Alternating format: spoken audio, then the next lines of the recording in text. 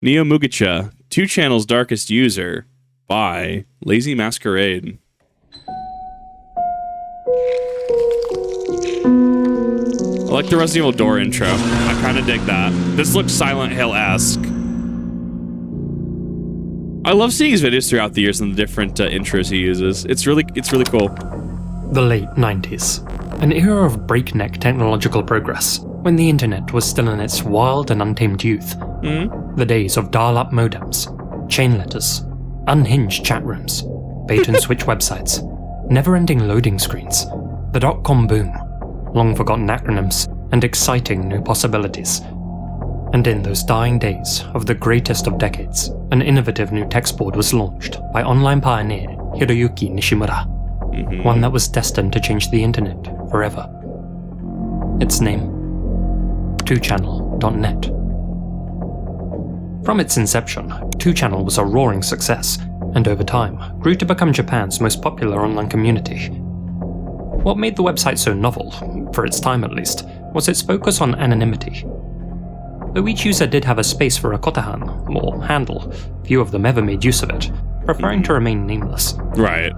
The anonymous nature of 2Channel interactions made the fledgling website a haven for those looking to speak their minds without fear of judgment or criticism, and the fact that the servers were hosted in San Francisco only sweetened the deal, liberating Japanese users from their country's restrictive censorship rules. And if anywhere needed a space for people to freely vent without fear of repercussions, it was Japan. A country where the nail that sticks up must be hammered down was, and still is, a common idiom.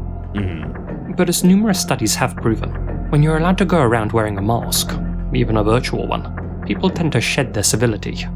And to the surprise of no one, the anonymous 2Channel soon gained a reputation as a hangout for degenerates, populated by edgelords, bigots, and, most infamously, Neto Uyoku, ultranationalists who used the site to spread false rumors about Korean and Chinese residents, such as how they would plunder evacuation centers after earthquakes, and were responsible for the majority of the country's crime. It's kind of weird to see. I mean, I guess it's not super weird. I mean, think back even, at this point, 30 years ago, as of 2025 reacting to this, 90s. Oh my God, it has been that long, hasn't it? I'm not old, I swear. It's weird to think about the issues we deal with today, especially surrounding internet anonymity, how even back then, right, people are able to make use of it to further certain agendas and certain rhetoric. It's interesting how cycles repeat, let's put it that way. And it also, I think, because when you analyze the problem, right, when you look at it, what's the core issue here, right? The nail that sticks up must be nailed down, right? We have to consider Japanese culture in this specific interaction of 2Channel, right? If being an individual in a capacity is vilified and you must conform without any ability to really diverge, right? I mean, what's going to happen? You enter a situation in which a lot of things are internalized. You enter a situation in which stress can build up over time. Negative things can happen over time, thus leading to outlets like this. And I feel outlets like this, even if you're just, say salarymen or businessmen, right? Just trying to, vent, or like housewife, just trying to vent, right? Just trying to have a place to just like, man, I just need to get this off my chest. That can also be polluted because you'll have people, less than savory people, like actual wackos, infiltrate spaces like this. And then they'll build followings around them, and then thus you get groups, clumps, clusters, etc. Of people, and thus spreading certain ideology. It's interesting to watch how people interact in an anonymous setting like this. As that toxic culture began to proliferate on the site, any user that did go by a name became a pariah. However, one user in particular, who went by the nickname Kyato Kira, despised the whole concept of online anonymity. In his mind, anonymous posts were akin to toilet graffiti, worthless scribbles thrown out into the ether. If you had something to say, don't do it from the shadows, he thought. As such, he bucked the trend and gave himself the Cat Killer handle, a jab at users who used Gekoneko and Mona, ASCII art cats that were popular across the platform. The vast majority of nameless 2Chanites didn't take kindly to that, and ironically, began trying to hammer down the nail who didn't fall in line with their thinking. They flooded all of Cat's posts with meaningless gibberish, browser-crashing links, and of course, Gikonekos and Monas. Tired of having his posts vandalized, but determined not to be driven from the website, Catkiller proposed a game. He made a new thread on which users could write whatever they wanted, but on which only the 1000th reply counted. Okay. If he left the 1000th reply, he wagered, he could keep the name Catkiller, and nobody could challenge his use of it from there on. On the flip side, if anyone else left the 1000th reply, he promised to give up the handle forever. And so it began, with users slowly but surely contributing their own thoughts and comments, edging the reply count up towards that magic number. All the while, Cat sat glued to his monitor, his own reply typed up and ready to be sent, waiting for the precise moment to strike. When the reply count hit 999, he smashed the enter key.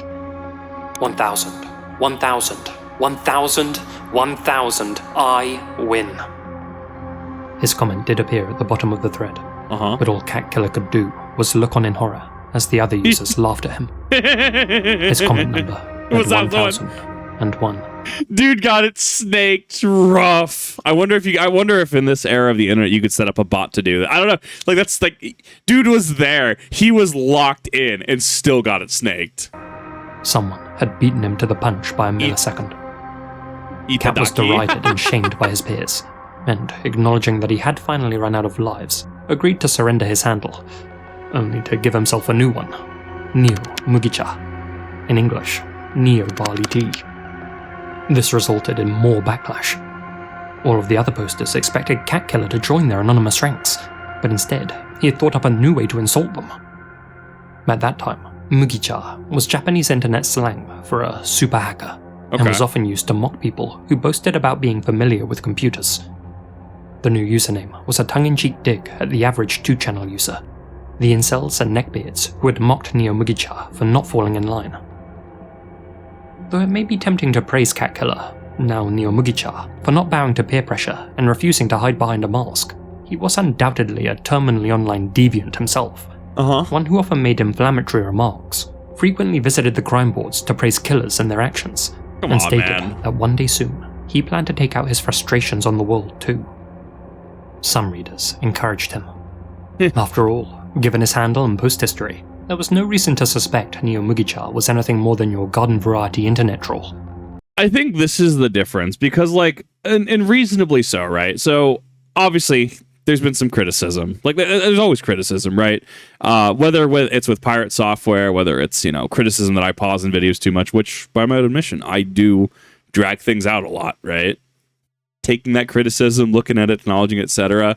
However, I mean, obviously, every day on the internet we run across those KYS posts, right? Or run across those posts of someone, saying something completely off the wall, right? And the overwhelming sentiment is that you have to treat these people as if they're just, they're terminally online, right? Like this is what they do. Just don't feed the trolls, and to a degree, right? Don't feed the trolls, right? I think I take it a little bit of a step further. Because, I mean, this is going to show a clear escalation, right? Because one minute it's like, oh, well, this person's, this is their board, this is what they're doing, it's whatever, it's just online. And to a degree, yes, like that should be it. Look, this person showcases an interest in horror content. Are we necessarily worried that this person's going to be the next Charles Manson or John Wayne Gacy? Probably not, right? But if there's like actual, we have to showcase a clear escalation as a citation. And I don't know. What I'm trying to say is there's a fine balance between online behavior and if somebody says something, treating it as, oh, well, Lamau, they're just an online troll versus, but they're an actual physical person who did say this. Wherein lies, I think it's subjective. I don't think there's an objective way to look at it, because if you objectively look at you, random internet user in chat, right? You said X, therefore X applies. Suddenly we start to get very rigid. We start to get very, I don't want to use the word, but authoritarian is the word I'm going to use here to get the point across, right? Or we go hands-off laissez-faire entirely, and, we have people, saying that they're going to send spicy cylindrical objects to all our mailboxes, right? There's some subjectivity in it, and I really feel it's a case-by-case basis. That is, until May 3rd, 2000, when he left his final ever post on 2Channel. Saga City, Saga Prefecture, 17 years old. Can we not? Can we keep Unlike things a lot of his online? posts, the cryptic message didn't seem to be in reference to anything in the news, leaving the few users who stumbled upon it baffled and, frankly, a little concerned. Random juvenile crime was a hot topic in Japan in the late 90s and early 2000s, with kireru, or snap, being the word of the day. Either due to societal pressure, poor mental health, or a combination of the two, many youths, young boys in particular, were snapping and taking their anger out on random strangers. Yeah, Japan has a very colorful history of youth crime. There's some really bad ones. Like, yeah, Japan. This makes complete sense that this would be a hot button topic. Elders began referring to the nation's adolescents as a generation of criminals without a cause, citing the recent Sake Demon Rose Sato case, in which a 14-year-old attacked 5 students with a hammer, slaying 2 of them, and the Tokugawa housewife murder case, in which a 17-year-old brutally took the life of a stay-at-home mother. In reference to that second incident, Neomugicha had previously written, "Wonderful, and 17 years old, the same age as me. It's a good trend. How was the pleasure of stabbing her in 40 places? I'll try it too today. I feel something fateful with you. We're the same age, and we're both honor students at school." Dude, go touch grass. Like, at a point like this, you are so far gone. Like, dude, seek some help. Like, there's one thing to look at, like, you know, true crime, internet horror, etc. But you still have that healthy separation of just like, no, these people are dumb, right? No one reasonably should go around and do censored / redacted to a bunch of individuals. No, like that's not how. As much as people will say that's commentary on how people are inherently born evil as philosophy as presented throughout the ages. That's not what I'm getting at. What I am saying is, come on, man. Like, dude, there's so many other things that you could do. And I'm also speaking from a position of privilege, right? As I am not speaking from a position of this generation in Japanese culture as well. So, like, I have to, like, pump the brakes a little bit and say, okay, like, I don't have full authority to speak in the situation in its entirety, right? I am and white dude from Idaho, USA, right? Not exactly the person on the 2Channel board, but at that point, reality is blurring. You got to go outside. You have to do something. You have to seek help at that point. In past threads, Neomugicha had mentioned a friend who had apparently been admitted to a mental hospital, and some began to question whether he had actually been writing about his own experiences. Was it possible that he, too, was on the verge of snapping? But just as they were pondering that possibility, the background hum buzz from their television sets was replaced by the sound of a breaking news alert.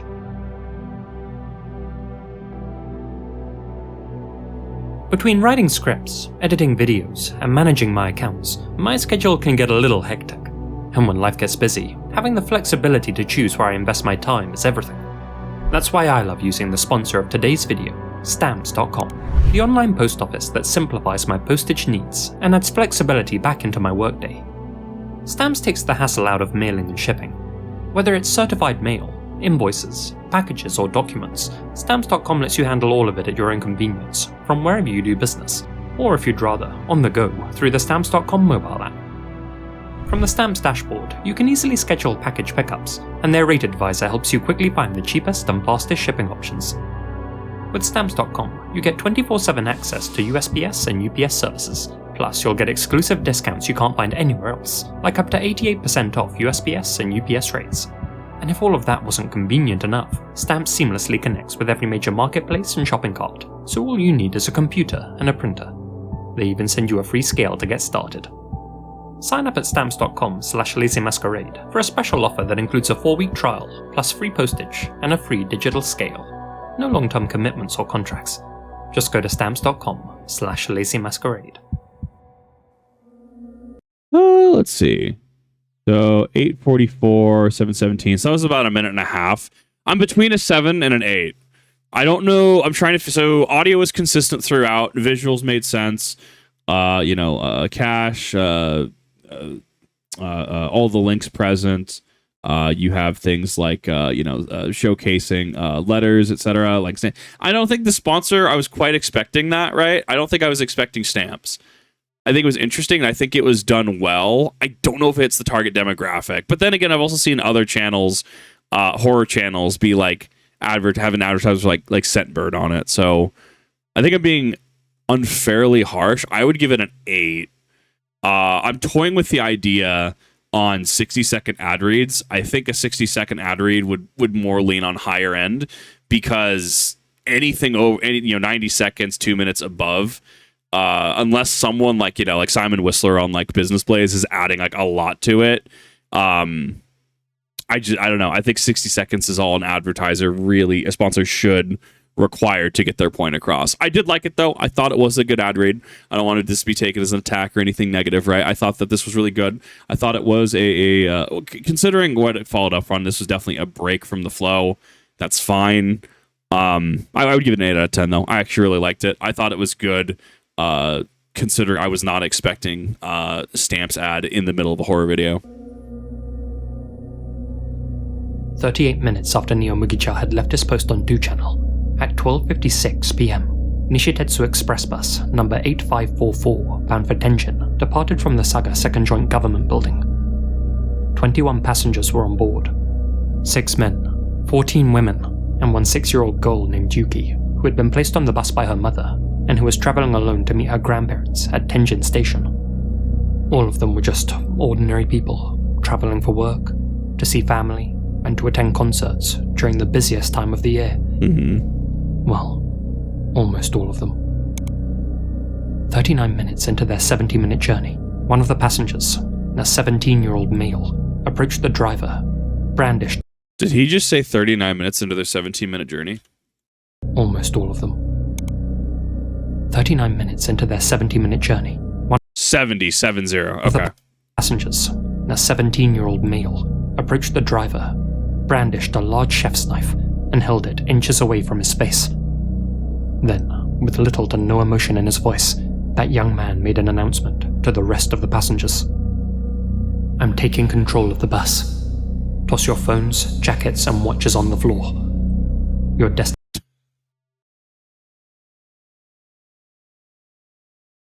Okay, so this situation is obviously FUBAR, right? I'm not going to make light of a pretty FUBAR situation. Obviously, being in a situation like this is not going to be fun. It's kind of like the memes I've seen on TikTok, right?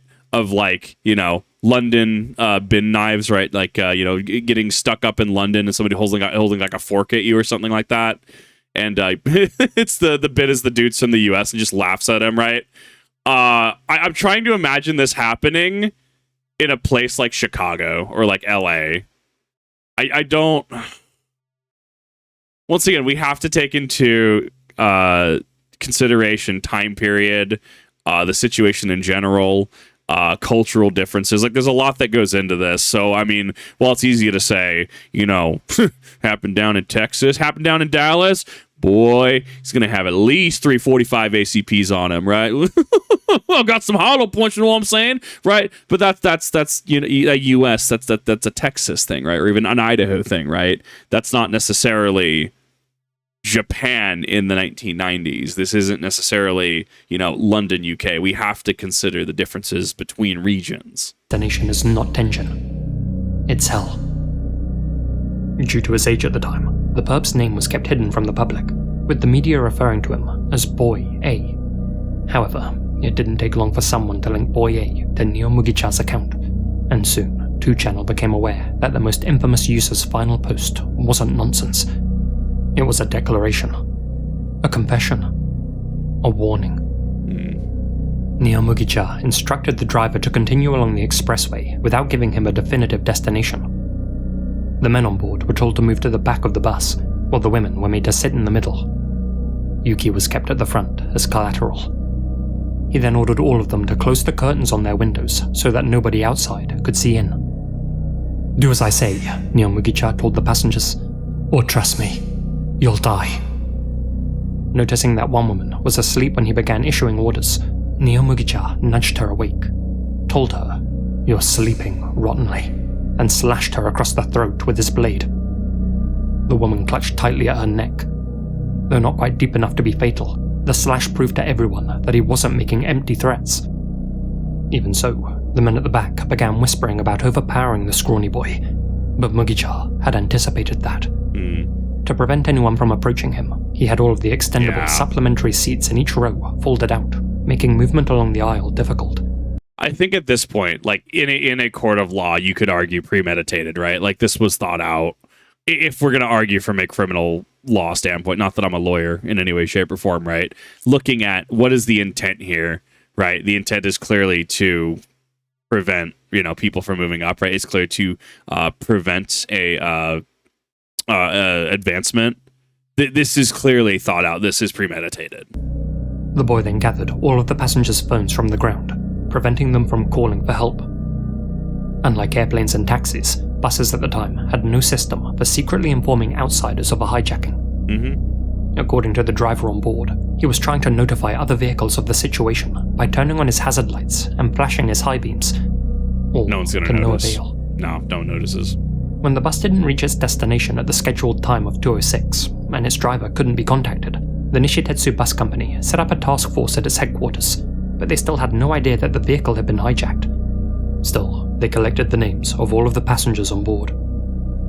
Around that same time, the aging bus driver attempted to bargain with Neomugicha, calmly requesting that he let Yuki go. Whatever grievance he had, she played no part in it. Neomugicha flatly refused. However, he did begrudgingly agree to the driver's second request, to let the passengers get off and use the bathroom. The bus had no toilet facility, and considering the predicament they were now in, the passengers may be about to burst. Thus, at 2:40 PM, the hostage-taker asked if anyone needed to use the toilet. Almost every passenger silently raised their hand. Flustered, the boy thought for a second, and then said that they could all exit the bus one at a time and do their business by the roadside, but promised that if anyone didn't return, he'd hold someone else on board personally responsible. The first woman to be let off, predictably, fled the scene with her pet dog and immediately contacted the police. Wild to think that he didn't think that through. Like, he premeditated this, but the fact that he was caught off guard by that is kind of wild. Like, I don't know. So I guess this is less logical, more crime of passion. I don't know. I think crime of passion is even the right one because that's something specific, right? Like relationship or friendship involved, right? Like, I'm not on this man's side, right? I'm not. This is sloppy. This is an internet user who does not touch grass, who has a very shaky grasp on reality. Like,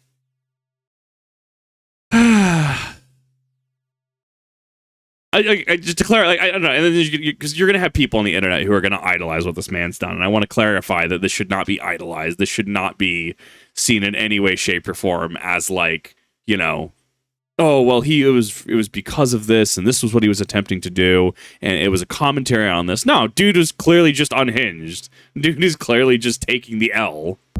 Angered and true to his word, Neomugicha approached a random passenger, Yumiko Yamaguchi, and slashed at her 10 times, with one cut to her face reaching the bone. Nobody else was allowed to go to the bathroom.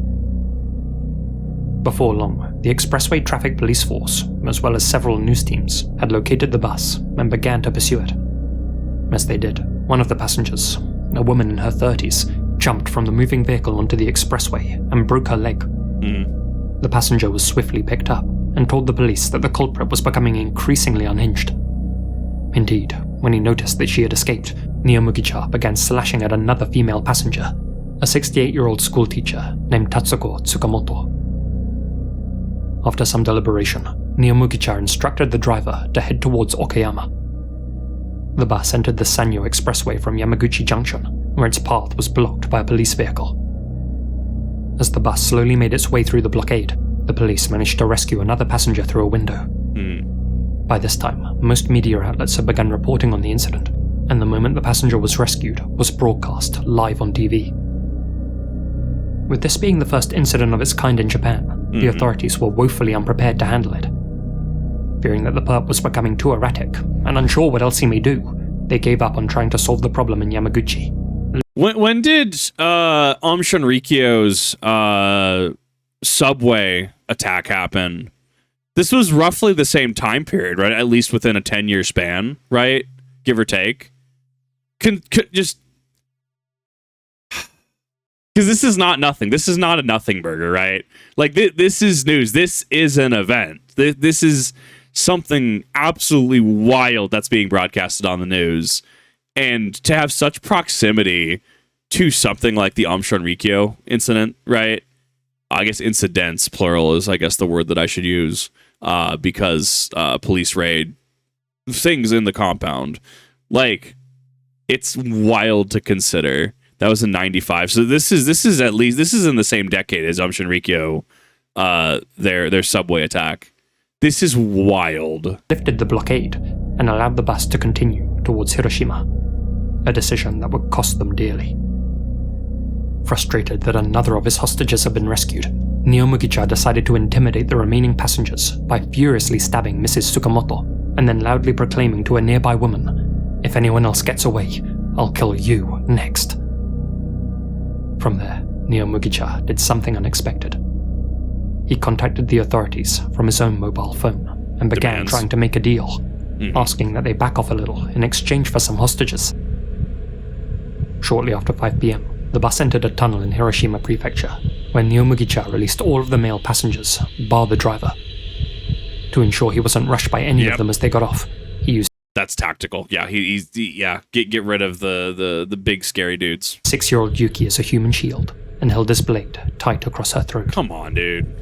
He also agreed to release the 3 previously injured hostages, though by that point, one of them, Mrs. Tsukamoto, had already died from blood loss. The other 2 were in a critical condition, but thankfully still alive.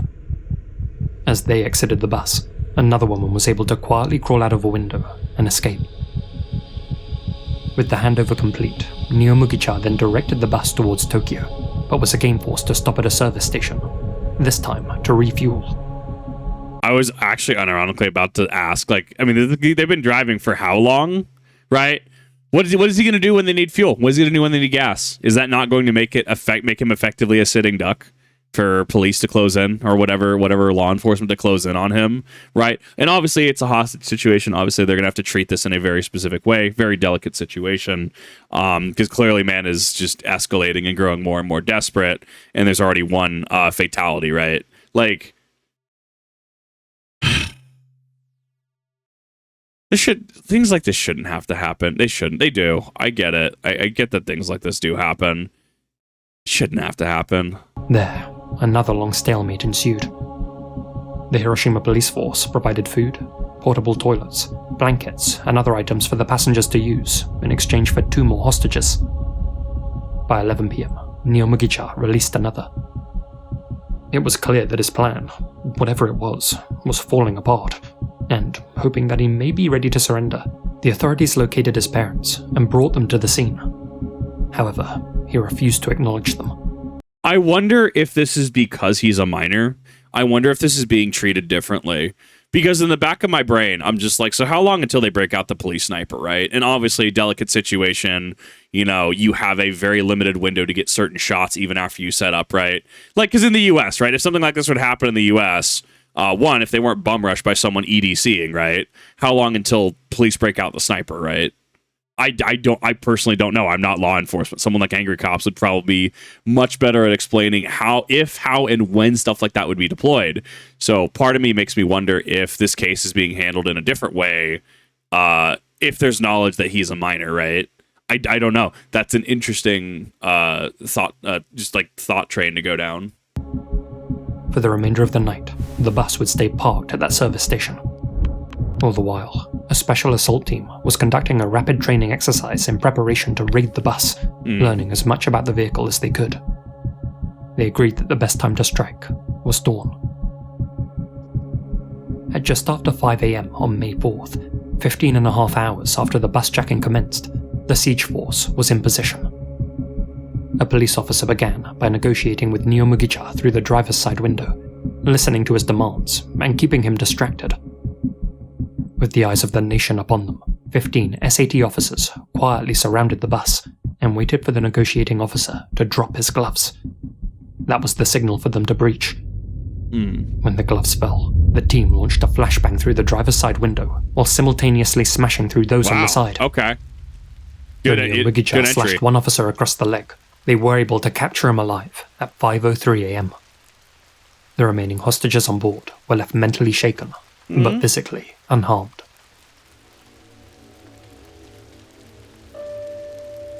Following his arrest, psychologists determined that Neomugicha had dissociative disorders, and given that he was a juvenile, he was sent to the Kyoto Medical Reform School instead of a prison. And that this becomes the hard discussion to have. And with Japan, as there are a few very notorious cases of minors engaging in some pretty heinous stuff, right? And even then, you can apply this to a military setting as well. What happens if you're on deployment to insert area here, and you run into opposition that have child soldiers? How does the world handle that? How does society handle that? And I think everybody has a little bit of a different way in which they handle that, right? Different countries, different governments, even different states, like in the U.S. and stuff, right? Like there's different ways in which they handle them, and I don't think that people as a whole are quite ready to have to deal with that. I think it's one of those that we kind of brush under the rug collectively, rightfully so, right? Like stuff like this, you don't want to be thinking about this at like 3 a.m., right? I think we're just not able to really have those discussions, to really hash out what the proper consequences are. And even then, so let's say they go to a reform school, right? And let's say they end up living a fulfilling life after they're able to get the proper treatment, and then they're able to go into society just fine, right? They're the nail that got smashed down, right? What happens, right? And well, there's another case in Japan where someone did do crimes as a child, if I remember correctly, heinous stuff, and then I guess wrote a book, and I guess tried to profit off of it later in life, which a lot of people was kind of like, and what's fair, right? At that point, we have to also have the discussion of what's fair, right? So there was clearly a fatality here, and there's clearly trauma that was dished out here. What is going to be considered fair? What is going to be considered too far as a punishment? And that's why we have laws, why we have legal professionals, lawyers, right? His parents were ordered to pay 13.8 million yen in compensation to the victims, approximately $88,000. They were forced to sell their house and are continuing to pay off their debt to this day. Wild. But one question still remains. What had driven Neomugicha to commit such a heinous act in the first place? According to later reports, Neomugicha's real name is Seiichi Taniguchi. He grew up in southern Japan, in a typical middle-class family. His father worked as an office employee, and his mother was a nurse. In elementary school, Seiichi excelled academically, and later developed big dreams of becoming a public prosecutor, an ambition he kept throughout most of his school years. Yet despite his strong grades, he often appeared distracted, and showed little interest in socializing with his classmates, who all viewed him as different. In their minds, he was overly academic, bad at sports, and overall had a weird sense of humor. In junior high, those traits stood out more, and made him the target of relentless bullying, to which most of his teachers turned a blind eye. This all came to a head shortly before graduation, when Seiichi was forced to jump from a 5-meter ledge, resulting in a bad back injury. While recovering in hospital, he both took and passed his high school entrance exams, but Seiichi was growing ever more isolated and aggressive. Unable to control his circumstances at school, he sought dominance within his family, and frequently lashed out at his parents and sister. We see how a lack of control leads to trying to achieve control by any means, thus continuing an escalation. So when I say we need to bring bullying back, I'm sort of half joking when I say that, because situations like this need to not happen, right? Situations like, no, this is not okay in any way, shape, or form. Like, this bullying has no place and should be squashed out, right? When I say things like that, that's like, I don't know, you're in school and you go, no, the world is flat, right? And your peers make fun of you for that. Like, come on now, let's read the book. Let's actually take in information, right? Like, kind of that tough love correction, so to speak, right? To prevent stupid things. Not this. This should never have to happen. Verbally, and sometimes physically. By high school, he struggled to communicate with other students, and soon refused to attend school altogether. Yeah, he's just isolated. A hikikomori. His parents didn't know how to fix the problem. His teachers didn't want to acknowledge there was a problem, and soon the young man fell into a dark and seemingly inescapable hole. From then on, Seiichi's only true source of joy came from his computer. Locked away in his room, he began obsessing over 2Channel, to the point where he forgot to sleep and eat.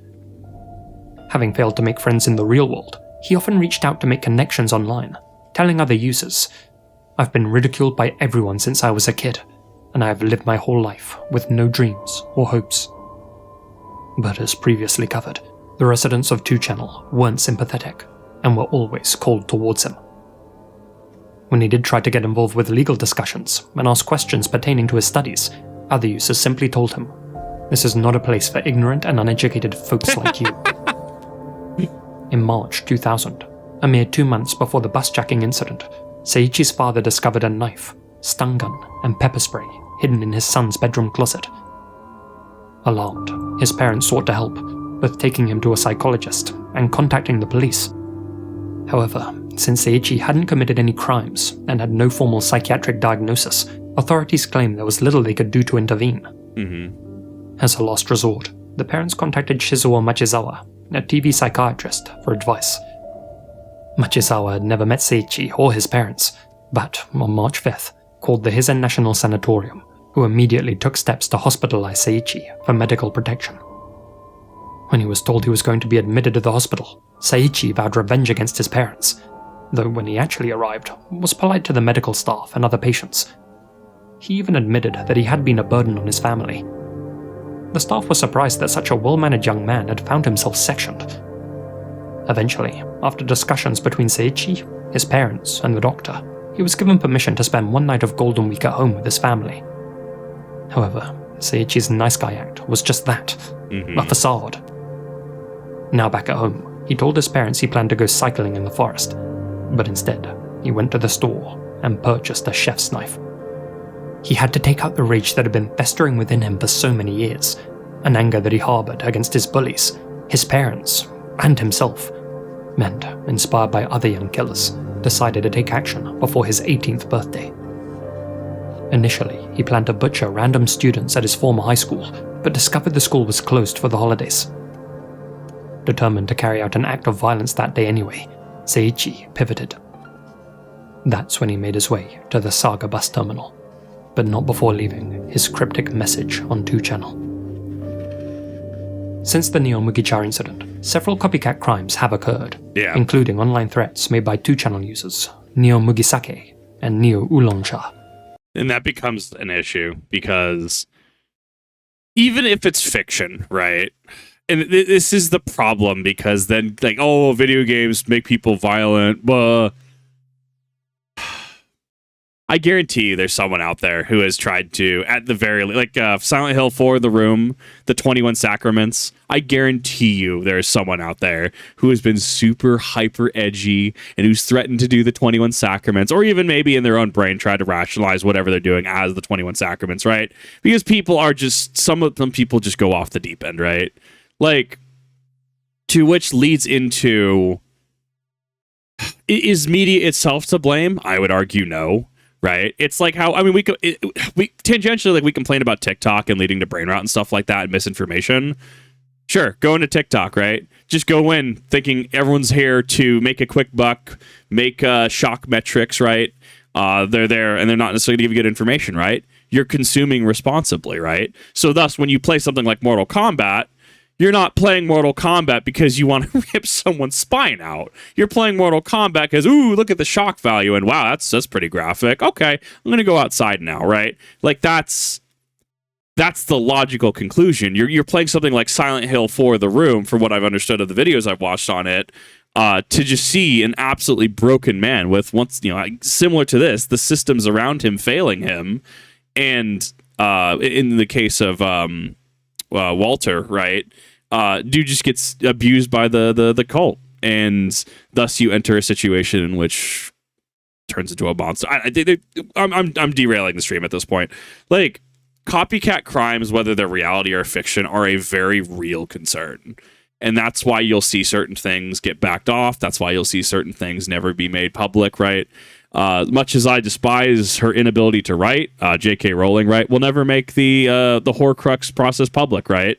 And if I understand that correctly, part of that is going to be because you don't want some lunatic, some fanatic taking it to heart and, doing something with that as the inspiration.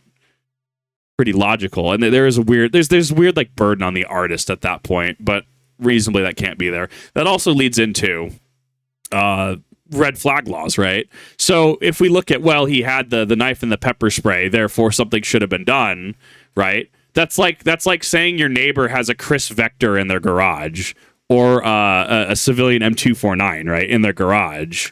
What do? You're going to call the police on that? Sure, civilian, yeah, it's whatever. Like he can own the firearm in the state, right? It's in whether the dude does something unhinged or not, right? Like just because dude has a firearm, as long as it's registered, as long as he's owning it legally, as long as it's legal, right? Like, bro, no, like you can't do that, right? You can't call people on things before something happens, which in the niche amount of cases does unfortunately lead into something happening, but is overall the net positive. And I use firearms here because it's the big conversation piece, right? But insert anything here, right? Like, I don't know, your neighbor says something just off the cuff and weird, right? And it's like, what do they do? Hey, maybe don't say that, right? I mean, there's mixed company here. Maybe don't say this specifically or word it a little differently, right? You're not really going to run into a situation in which somebody says something and they're just going to arrest you on the spot. That makes a worse environment for everybody. Like there's a lot to draw from this. Thankfully, the police were now wise to threats being made on 2Channel and were able to arrest both boys before they took action. Mm-hmm. There have been at least 2 other bus jackings, where the perpetrators cited Neomugicha as their inspiration. Measures have since been taken to deal with such incidents, should they happen again, including the implementation of SOS buttons in most buses and specialized bus jacking squads being established. Mm-hmm. In January 2006, Seiichi was discharged from hospital, having spent just under 6 years in the facility. Under Japanese law, juveniles aren't criminally responsible for their actions, and so, upon his release, he faced no further consequences for taking the life of an innocent woman and potentially ruining the lives of many others. Wherever Seiichi is, he's 42 years old now, and is said to have reintegrated back into society under a different name. I can't help but wonder if he has a family of his own now, whether he's haunted by his past actions or not, and if he's still lurking on internet forums. But though his life is allowed to go on, it's important to remember that one innocent life was ended, and many others were forever impacted. Many of Seiichi's victims continue to suffer from flashbacks to this day, and say that they can no longer ride the bus. Yuki in particular developed a fear of men with glasses, and struggled for years to be around anyone preparing dinner with a knife. But one of the survivors, Yumiko Yamaguchi, whose face was slashed, and whose friend Tatsuko Tsukamoto was killed, has since forgiven her attacker after speaking with him in person, and hearing about his trouble at school. "I'm glad that I was listened to by many people when I was young," she explained in her book about the incident, Playback. "We're all responsible for our actions, but I think it was hard for that boy to be heard by no one. His heart hurt as much as my wounds." Mrs. Yamaguchi has since dedicated her life to creating a space for children who struggle with bullying, and routinely gives lectures at juvenile detention centers. In her words, "I want children to feel it's fun to be alive." Is it terrible that Seiichi was tormented throughout his youth? Absolutely. Did that give him carte blanche to act out and hurt others? No. Absolutely not. Personally, I'm not sure I could be as forgiving as Yumiko, especially considering he gave her a permanent facial scar, ended her... I wouldn't. No. She has a lot more, I'm going to say strength. She has a lot more strength and tolerance than I do. I would be going personally the complete opposite way. And I'm not in this situation. I'm speaking from a position of ignorance, right? Where the quote-unquote good that happened from this is that we have the bus SOS systems, we have specialized bus jacking squads, and clearly a foundation was set up to prevent this from happening, and or at least try to prevent this from happening again, making kids feel like it's good to be alive. I know, what a weird and controversial thing to say, at least even in 2025. Like, oh, that aged. But it's one of those things where you're able to take those traumas and you're able to not let them eat at you, and you're able to do something with them. Another alternative would be to say, I don't know, someone surviving this, to petition the Japanese government that, look, if you're a minor, you can and any future copycats, right, can and will be held accountable even if they're a minor, right? And that's another route that people could hypothetically go, whether it gains traction or not. I mean, that is going to be for people who understand the social and cultural implications of Japan far more than I do, as this is not the only incidence of a minor committing crimes like these. Friend's life, and barely paid any price at all for his actions. But unlike Seiichi, she was able to take the unjust pain inflicted upon her and turn it into purpose. Mm-hmm. And for that, she has my complete respect. Oh, absolutely. I respect it. I may not ally with it, but I respect it. It's a hard one. Like, these discussions are hard to have. I'm not going to say they're not. They are discussions that need to be had, but are hard to have. Hey guys, Lazy here, and thank you very much for listening.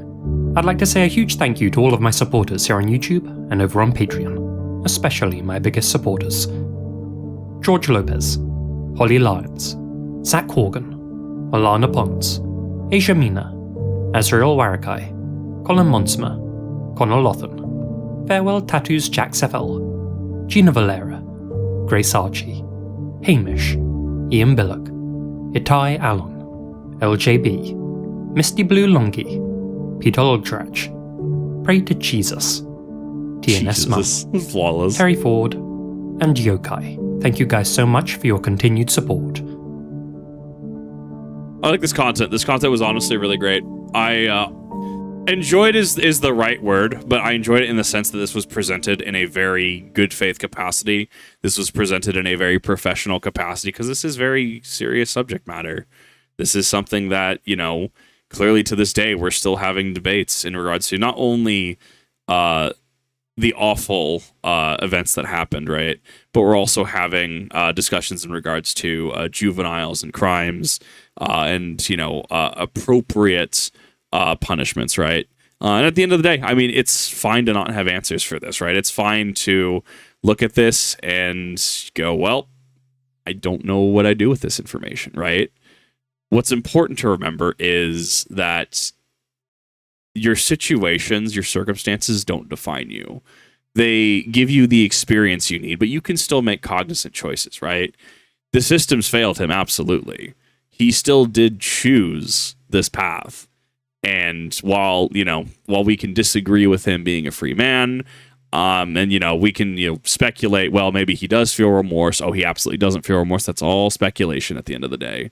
At the end of the day, I, as a someone in the U.S., feel that it is not my place to really say what the Japanese society, Japanese culture should do with situations like this. Really, at the end of the day, it's making sure everyone's educated, making sure you, even with a seeming lack of control, you do still have control over your own actions. And to do the best that you can. At the very minimum, do what you can each and every day to look yourself in the mirror, say, I did what I could, and then go to bed each night, right? That's really all you can do. But I digress. This is a really good video, presented in a very good faith and professional capacity. Thank you, Lazy Masquerade. Obviously, as always, in the description down below, you will see links to the original content, which you should definitely go check out. Thank you everyone for watching. I will see you in the next one.